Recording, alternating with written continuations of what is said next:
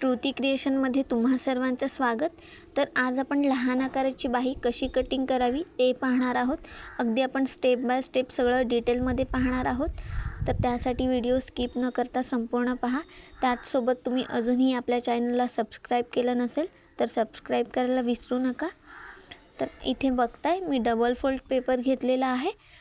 तर इथे एक गोष्ट लक्षात घ्या, जर तुमची अस्तरची बाही असेल तर त्यामध्ये आपल्याला कंपल्सरी 1 इंच एक्स्ट्रा घ्यायचं असतं आणि जर तुमची साधी बाही असेल तर त्यामध्ये 1.5 इंच एक्स्ट्रा घ्यायचं असतं, कारण साध्या बाहीला आपल्याला हात शिलाई करायची असते.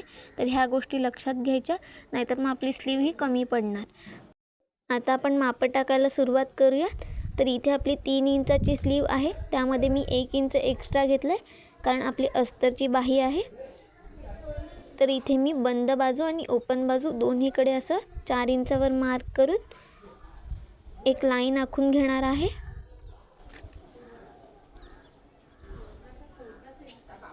तर स्लीव कट करत असताना बाहीची उंची सोडून बाकी सगळी मापं आपल्याला फॉर्म्युलानुसार टाकायची असतात. तर इथे आपली उंची टाकून झालेली आहे. आता बाहीची रुंदी टाकून घ्यायची आहे. तर रुंदी टाकत असताना नेहमी फॉर्म्युलानुसारच टाकायची, नाहीतर आपली स्लीव शिवण्यात कमी येते. तर इथे मी तुम्हाला सोपा फॉर्म्युला सांगणार आहे. तर बाहीची रुंदी कशी काढायची ते पाहूयात. तर आज मी तुम्हाला 34 छातीची बाही कटिंग करून दाखवते आहे. तुमची जी कोणती छाती असेल ती इथे टाकून घ्या. तर इथे मी 34 इंच लिहून घेते आहे. तर त्याचा आपल्याला चौथा भाग काढायचा आहे. तर 34 इंचाचा चौथा भाग येतो 8.5 इंच. तर आपला जो काही चौथा भाग असेल त्यामधून आपल्याला अर्धा इंच मायनस करायचं असतं. तर आपलं 8.5 इंचामधून अर्धा इंच मायनस केल्यानंतर 8 इंच येतं. तर ही आपल्या बाहीची परफेक्ट रुंदी आलेली आहे. तर आपण अर्धा इंच मायनस का केलं ते सांगते, कारण आपण स्लीवमध्ये 1.5 इंच एक्स्ट्रा मार्जिन घेतलं म्हणून इथे आपण अर्धा इंच मायनस केलं. पण जर तुम्ही 1.5 पेक्षा जास्ती म्हणजे 2 इंच किंवा 2.25 इंच एक्स्ट्रा मार्जिन घेत असाल तर कंपल्सरी तुम्हाला चौथा भागच घ्यायचा आहे, नाहीतर मग तुमची स्लीव कमी पडणार. तर ही गोष्ट करायला विसरायची नाही आहे. तर इथे आपण 1.5 इंच एक्स्ट्रा मार्जिन घेतलं आहे म्हणून इथे आपल्याला 8 इंचावर मार्क करून घ्यायचं आहे. तर आपण बंद बाजूकडून 8 इंचावर इथे मार्क करून घेणार आहोत. तर आता उरलेली सगळी मापं आपल्याला बंद बाजूकडूनच टाकून घ्यायची आहेत. तर इथे मी वरच्या साईडला आणि खालच्या साईडला 8 इंचावर मार्क करून घेणार आहे. तर आता आपल्याला हे दोन्ही पॉईंट्स जोडून घ्यायचे आहेत. त्यानंतर आपल्याला कॅप हाईट टाकायची असते. तर कॅप हाईट आपल्याला ही ओपन बाजूकडे टाकून घ्यायची असते, म्हणजे जिकडे आता आपण ही लाईन आखलेली आहे. जर तुम्ही कॅप हाईट अंदाजे टाकत असाल तर तुमच्या मुंढ्यामध्ये नक्कीच उण्या येतील. त्यामुळे कॅप हाईट आपल्याला अंदाजे टाकायची नसते. तर त्यासाठी सुद्धा मी तुम्हाला एक सोप्या फॉर्म्युला सांगणार आहे. तर फॉर्म्युला बघूयात. तर हा कॅप हाईट काढण्याचा सगळ्यात सोपा फॉर्म्युला आहे. तर जी काही तुमची छाती असेल ती लिहून घ्या. त्याचा 12वा भाग काढून घ्यायचा आहे. तर 34 इंच छातीचा 12वा भाग येतो 2.8. तर ही आपली परफेक्ट कॅप हाईट आलेली आहे. तर ती आता आपण टाकून घेणार आहोत. तर ओपन बाजूकडून आपण कॅप हाईट टाकणार आहोत 2.8 इंच. आता आपल्याला ह्या पॉईंटपासून आपल्या बंद बाजूपर्यंत लाईन आखून घ्यायची आहे. तर व्हिडिओमध्ये बघा, अशा पद्धतीने आपण लाईन आखून घेणार आहोत. लाईन आखल्यामुळे आपली मापं अगदी परफेक्ट येतात. आता आपण जेवढं शिलाई मार्जिन घेतलेलं आहे ते आपल्याला इथे टाकून घ्यायचं आहे 1.5 इंच.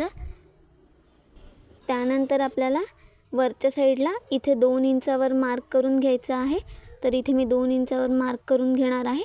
तर तुम्हाला माहिती असेल की आपण प्रत्येक बाहीमध्ये 1 इंच घेतो, परंतु आपल्याला शॉर्ट बाहीमध्ये 2 इंच घेणं गरजेचं आहे, नाहीतर मग बाही आपली खालच्या साईडने उचलली जाणार. त्यामुळे 2 इंच घ्यायला विसरायचं नाही. त्यानंतर आपल्याला ह्या लाईनचा फिटिंग लाईनपर्यंतचा सेंटर काढून घ्यायचा आहे. तर तो मी असा पट्टी फोल्ड करून सेंटर काढून घेणार आहे. तर सेंटरवर एक पॉईंट देऊन घ्यायचं आहे. त्यानंतर आपल्याला त्या पॉईंटपासून वरच्या साईडला अर्धा इंचावर मार्क करायचा आहे. तर इथे मी मार्क करून घेते. त्यानंतर आपल्याला मागील मुंड्याचा शेप देऊन घ्यायचा आहे. म्हणजे आपल्याला हे 3 पॉईंट्स जोडून घ्यायचे आहेत. अशा पद्धतीने व्हिडिओमध्ये व्यवस्थित पहा.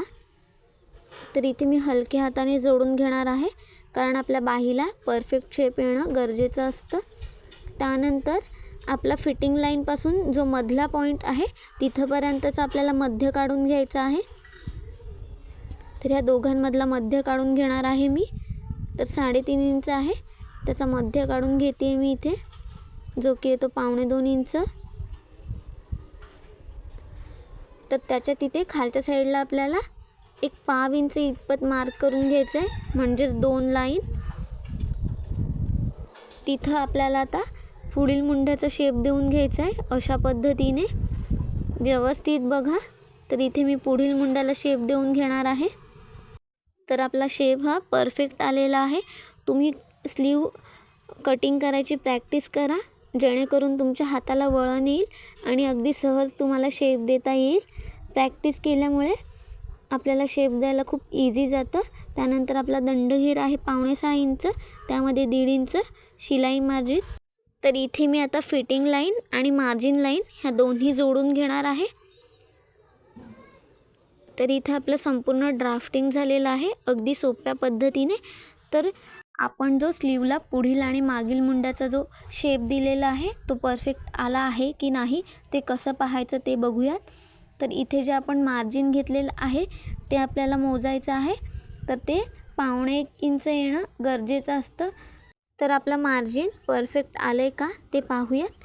तरी इथे आपण जे सेंटरपासून जे अंतर घेतलं होतं ते इथे बघूयात. तर अगदी 1.25 इंच परफेक्ट आलेला आहे, म्हणजेच आपल्या स्लीवला परफेक्ट शेप येणार आहे.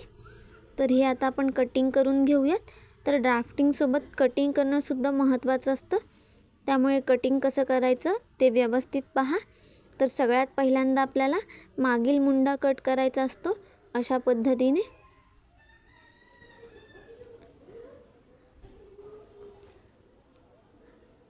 तर मी आपण जे ड्राफ्टिंग केलेलं आहे त्यावर व्यवस्थित कट करून घेते. मागील मुंड्याचा शेप दिल्यानंतर आपल्याला स्लीव ओपन करून घ्यायची असते, त्यानंतरच आपल्याला पुढील मुंडा कट करायचा असतो. तर आता मी पुढील मुंड्याला शेप देऊन घेणार आहे. तर अगदी सोप्या पद्धतीने आपण शॉर्ट स्लीव कशी कटिंग करायची ते पाहिलेलं आहे. व्हिडिओ आवडला असेल तर लाईक करा, शेअर करा आणि सबस्क्राईब करा. तर असा माशासारखा शेप येणं गरजेचं असतं, तरच आपली स्लीव अगदी परफेक्ट बसते. व्हिडिओ संपूर्ण पाहिल्याबद्दल मनापासून धन्यवाद.